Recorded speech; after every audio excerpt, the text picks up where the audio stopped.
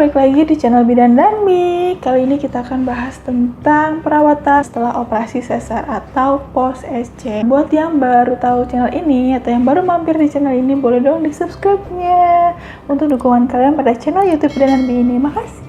Kalau kalian suka sama video ini, boleh di like. Kalau kalian ada yang mau ditanya atau apa yang kalian mau aku bahas di video selanjutnya, boleh komen di bawah. Dan jangan lupa juga untuk diklik tombol lonceng ya.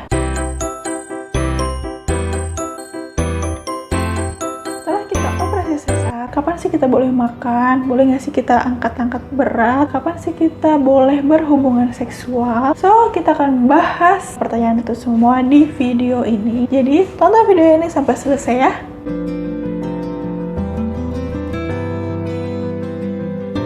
Pertama, mungkin ada ya yang belum tahu atau yang udah tahu tentang operasi sesar ini. Jadi, operasi sesar atau seksio sesaria ini adalah tindakan pembedahan untuk proses persalinan melalui sayatan di perut dan rahim. Nah, untuk mengeluarkan bayi dan plasenta atau ari-arinya. Biasanya yang melahirkannya itu dengan operasi sesar itu akan mengalami proses pemulihan yang agak lebih lama gitu dibanding sama yang melahirkannya secara normal atau pervaginam. Nah, biasanya ini kan sebelum operasi kita tuh disuruh puasa ya, disuruh puasa makanan padatnya tuh 6 jam sebelum operasi, terus puasa minuman cair kayak air putih atau teh itu 2 jam sebelum operasi gitu kan. Ini bertujuan supaya ibu itu nggak mual dan muntah selama operasinya itu berlangsung gitu. Karena itu pasti abis operasi sesar itu kayak lapar banget kan. Kalau misalnya ibu menjalani pembiusan spinal atau epidural, pembiusan lokal gitu kan, itu boleh minum air kayak air putih atau teh 2 jam setelah operasi. Kalau misalnya nggak mual atau muntah, itu boleh makan makanan padat, tapi jangan yang langsung gitu, jangan langsung 5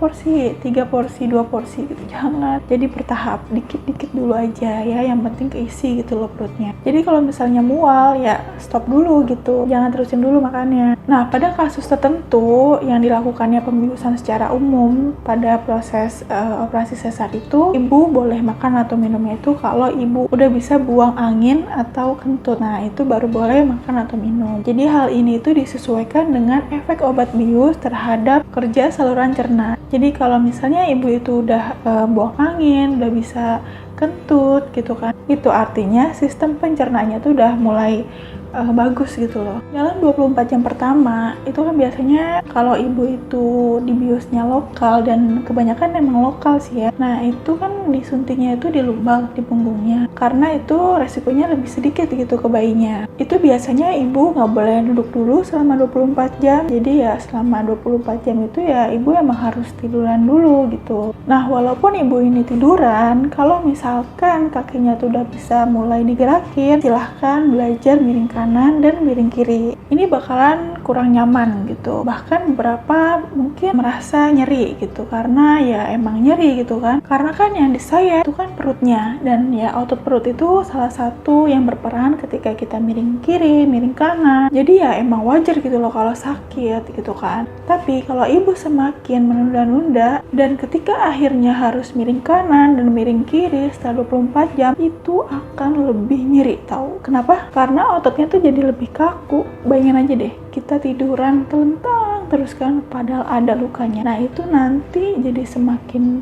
kaku dan semakin nyeri gitu. Itulah gunanya pernapasan relaksasi. Jadi walaupun ibu mau sesar, ibu bisa belajar cara napas ini juga. Ini tuh berguna banget ya ketika ibu mau berlatih mobilisasi atau berlatih gerak. Aku udah pernah bikin video tentang cara napas itu gimana, boleh lihat di videoku yang ini. Jadi ini tuh berguna banget ya, napas relaksasi ini untuk belajar miring kiri, miring kanan, duduk, dan belajar berjalan. Nah, dalam 24 jam ini ibu tetap bisa menyusui bayinya loh. Jadi menyusuinya itu sambil tiduran. Kan pasti ada dong ya yang nungguin, nggak mungkin kan kalau misalnya ibu ini sesar terus di ruangannya itu sendiri tuh nggak mungkin gitu biasanya. Pasti ada suami atau nggak ibu atau nggak ibu mertua atau keluarga yang lain. Nah, pertama setelah melahirkan, mintalah kalau memungkinkan itu rawat gabung sama bayinya. Jadi ibu dan bayi berada di satu ruangan supaya ibu menjadi lebih semangat untuk miring kanan, miring kiri, dan bayinya mendapatkan menggunakan ASI sedini mungkin. Nah, terus kalau nggak boleh duduk nih habis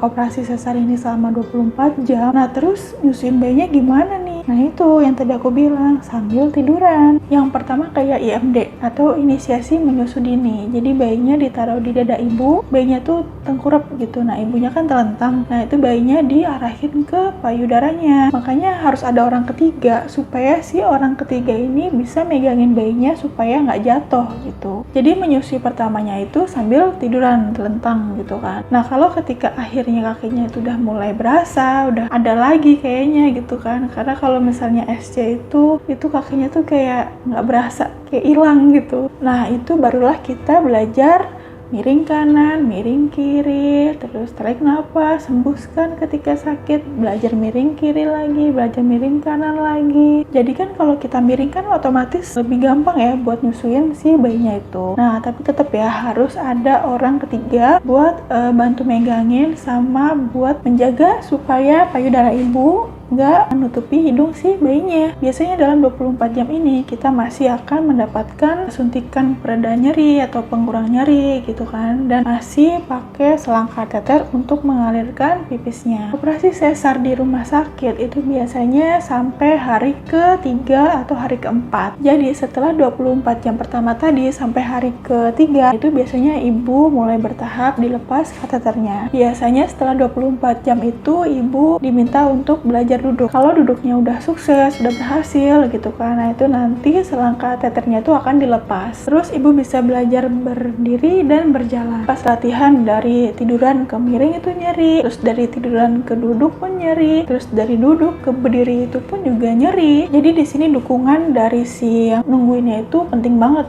karena mungkin yang nungguinnya itu harus bisa membantu untuk memegangi, menyangga ibunya, dan ibunya pun juga harus punya niat untuk belajar bergerak, belajar berjalan, dan belajar cara napas relaksasi itu untuk membantu mengurangi nyerinya itu. Ibu yang melahirkan secara sesar nih bakal keluar darah nifas atau lokea juga nggak sih? Ya pasti ngeluarin dong. Namanya juga habis melahirkan pasti keluar lah namanya darah nifas. Mau itu operasi sesar atau itu salinan normal, pasti ngeluarin namanya darah nifas. Tapi nggak sebanyak salinan vagina, persalinan normal, karena kan nggak ada luka gitu loh di perineumnya. Jadi tetap pakailah pembalut. Nah, kalau udah hari ke-3 atau hari ke-4 yang ibu tuh udah boleh pulang, gimana sih cara perawatannya di rumah? Kalau ibu udah di rumah, itu biasanya masih akan dikasih obat sama dokternya. Biasanya obatnya itu antibiotik dan anti nyeri. Karena kan luka jahitan itu biasanya sembuh sempurna itu sekitar 4-6 minggu. Jadi bisa sampai 1,5 bulan ya. Luarnya sih mungkin udah agak kering gitu kan, tapi dalamnya itu kan butuh proses yang gak sebentar. Boleh gak sih kalau angkat yang berat-berat? Kalau habis operasi sesar itu boleh angkat berat, tapi gak boleh beratnya itu lebih dari bayinya. Jadi biasanya kan bayinya itu sekitar ya 3 kilo lah ya, jadi mungkin maksimal ya 4 kiloan lah ya. Pokoknya kalau ngerasa kayak gak kuat, udahlah please jangan angkat berat dulu. Angkat-angkat cucian, angkat-angkat galon, angkat-angkat kasur gitu kan, tuh mending nggak usah, mending suami lah gitulah yang angkat itu ya kan. Boleh nggak sih kalau naik turun tangga? Boleh aja sih kalau ibu nggak merasa lelah gitu. Jadi kalau misalnya ibunya merasa belum kuat buat naik turun tangga, itu mending kalau kamar di atas siapinnya dulu ya di bawah gitu supaya nggak naik turun tangga dulu. Boleh nggak sih habis sesar tuh olahraga? Olahraga untuk yang sesar itu harus nunggu lukanya bener-bener sembuh dulu. Jadi sekitar 1,5 bulanan tadi ya, jadi itu nggak boleh olahraga dulu, dan nggak boleh juga olahraga perut yang berat-berat kayak misalnya sit up gitu kan. Pokoknya olahraga otot perut itu nggak boleh. Dan ibu juga harus mengecek diastasis rektinya. Diastasis rekti itu adalah celah antara otot perut kanan dan otot perut kiri. Cara ngeceknya yaitu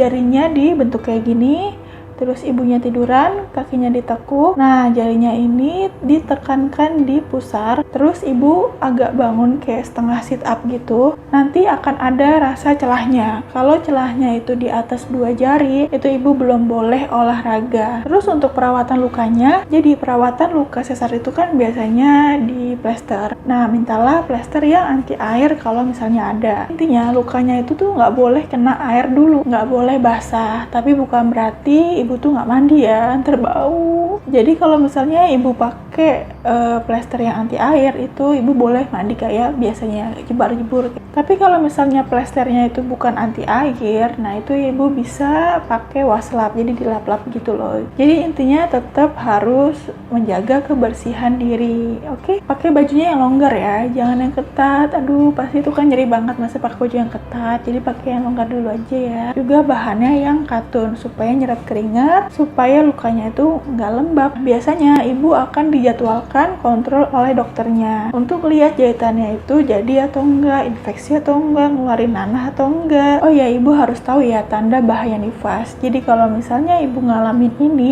sebelum waktu jadwal kontrolnya itu, ibu langsung periksa aja ke dokternya. Jadi nggak perlu nunggu jadwal kontrolnya itu.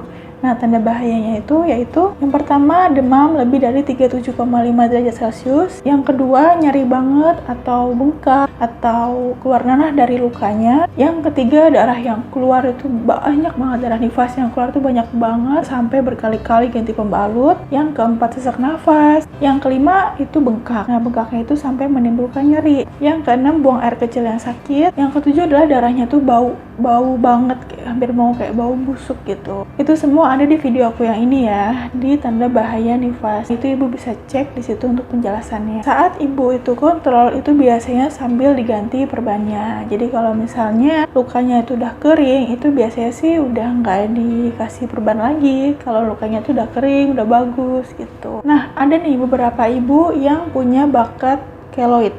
Jadi keloid itu kan adalah daging tumbuh, kayak muncul daging tumbuh gitu loh. Jadi di luka sesarnya itu, luka bekas jahitan sesarnya itu nanti akan tumbuh daging gitu loh yang lebih tinggi dari permukaan yang lainnya. Nah, itu bisa dikasih salep pas lukanya itu udah kering. Jadi kalau lukanya udah kering kan udah nggak dikasih betadine, udah nggak dikasih perban lagi, udah nggak ditutup perban lagi gitu kan. Itu ibu bisa kasih salep di lukanya itu untuk mencegah keloid. Nah, itu ibu bisa minta resep obat salepnya itu sama dokternya. Nah, kalau misalnya ada luka sesar, luka bekas sesar, luka jahitan sesar ini, boleh nggak sih pakai korset, pakai bengkung, pakai stagen? Boleh, tapi 1,5 bulan pertama itu pakainya yang ada tali atau perkatnya. Jadi jangan pakai bengkung zaman dulu yang 10 meter, 15 meter gitu kan. Terus diputer-puter tuh di perut kita, itu jangan dulu. Untuk mempercepat pemulihan dan pengeringan luka SC, itu ibu harus makan banyak makanan yang mengandung protein, karena protein itu adalah zat pembangun. Jadi kalau misalnya ada yang bilang habis lahiran, habis sesar lagi gitu kan, jangan makan yang amis-amis dulu, jangan makan ikan, jangan makan telur, jangan makan ayam, makannya yang buah-buahan aja, makannya yang sayur-sayuran aja. Aduh, itu nggak bener ya, itu mitos. Oke, justru ibu harus banyak makanan yang amis-amis, karena yang amis-amis itu kan biasanya banyak protein kayak telur, terus ayam, daging, ikan, dan itu harus ada di menu makan tiap hari ya, supaya lukanya cepat kering. Dan kapan sih boleh berhubungan seksual setelah operasi sesar ini? Jadi waktu yang aman itu sebenarnya kalau masa nifasnya itu udah selesai. Jadi darahnya itu udah bersih, terus lukanya itu udah benar-benar sembuh, ibunya juga udah fit lagi, minimal sampai 6 minggu setelah operasi sesar. Oke, itu tadi adalah perawatan setelah sesar atau post SC. Semoga membantu, semoga bermanfaat. Jangan lupa untuk selalu dukung channel YouTube Ida dan Bi ini ya, dengan cara subscribe. Kalau kalian suka sama video ini, kalian bisa like, dan kalau ada pertanyaan atau kalian mau aku bahas apa di video selanjutnya, boleh komen di bawah dan di-share ke teman kalian supaya teman kalian tahu juga info kesehatan ini. Oke, makasih udah nonton videoku kali ini. Nonton juga videoku yang lainnya ya. Assalamualaikum warahmatullahi wabarakatuh.